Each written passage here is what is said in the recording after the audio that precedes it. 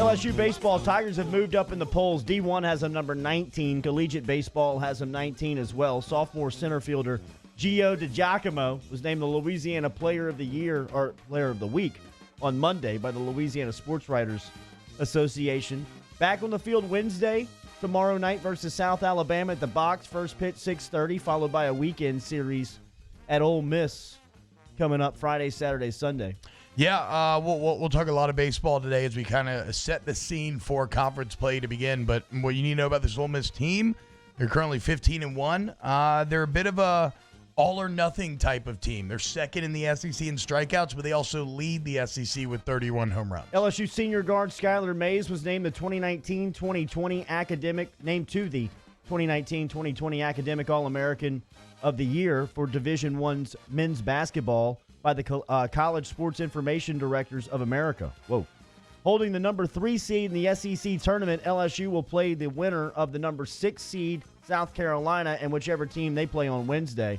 That's between Vanderbilt and Arkansas. LSU went a combined 2-2 against those teams against those 3 teams this season. A lot of words in this LSU basketball report here. Here's Will Wade speaking in the postgame Saturday about the first tournament game. The hardest game to win is the first one. You've got to win the first one. And so, like that Friday game, you got to put everything in it because that's the one game where the other team kind of has the advantage. They played the day before. Now they're going to get a little tireder as the game goes on, but you've got to get off to a good start in those games because they've played. They're a little bit more experienced. You know, it's a tough game, that first game. And so we got to put everything in to win. Once you win that first one, you just kind of you get it rolling downhill from there. But tell them more, Coach. We've got to play better. I don't think we hadn't won a game in the tournament since we've been here in the SEC tournament. Skylar told me today I don't think they've won one. I don't think he's won a game in the SEC tournament. So that's something else we need to check off. I don't think we've won the tournament one time, right? 1980 at LSU. So it's not like we've been just stellar in the thing. We've got a chance. We got a chance. Anytime you get a double bye, you're one of the top 4 teams. I think we tied for we're the 3rd seed, right? You got a puncher's chance, and so we got to put everything we got into the first game against whoever that may be. We've got to play as well as we can in that first game, and then get things moving downhill from there. But it's exciting. It's good. We've got a good team. We've got as good a shot as anybody else who rolls into Nashville. Yeah, when you look at this LSU basketball team, Jordy, entering this tournament, it's kind of impossible to know which team you're going to get, right? 3-3 in their last 6. Win-loss, win-loss, win-loss. There's just no consistency to this team right now. Let's see if they can get back to that 8-0 start that they had earlier in the year. Squid Row creeping back up on you on a Tuesday morning.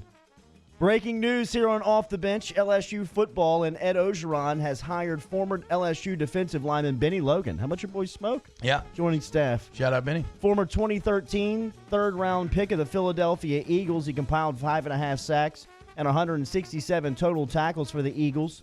Coach Ogeron and LSU football will have that announcement today, but breaking news here on OTB. Bennie Logan joining the LSU staff as a defensive line analyst. That comes on the heels of Monday on the reports of Andy Staples of The Athletic announcing the news that LSU had hired former University of Miami and first-round pick in 2001 of the St. Louis Rams defensive lineman Damian Lewis to serve in that same role as defensive lineman analyst. Remember, they lost Dennis Johnson to Baylor as the defensive lines coach, and they lost Kaneki Adesi to Vanderbilt as their defensive line coach. So they had to make some replacements there.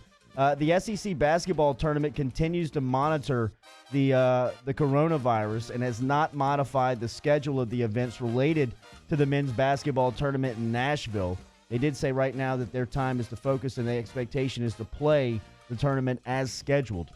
LSU Beach Volleyball, after sweeping the weekend in Fort Worth, the LSU Beach Volleyball team remained the number 1 team in the polls for the second consecutive week. This weekend, the Tigers will be back at the Collegiate Beach Volleyball's premier facility and stadium, hosting Southern Miss and ULM on Friday and Saturday for the LSU Beach Invitational. Pelicans are back on the court tomorrow night versus the Kings, 9:30 tip-off out west. Yeah, look, big start for the Pelicans here as both the Kings and Pels are now tied for that 9th seed. 3-game road trip. They got the Jazz and Clippers after that. That's going to be tough. I think if you go 2-1 in this stretch, you're in a fine position. But we'll talk more about the Pels' upcoming playoff push and what the keys are coming up next.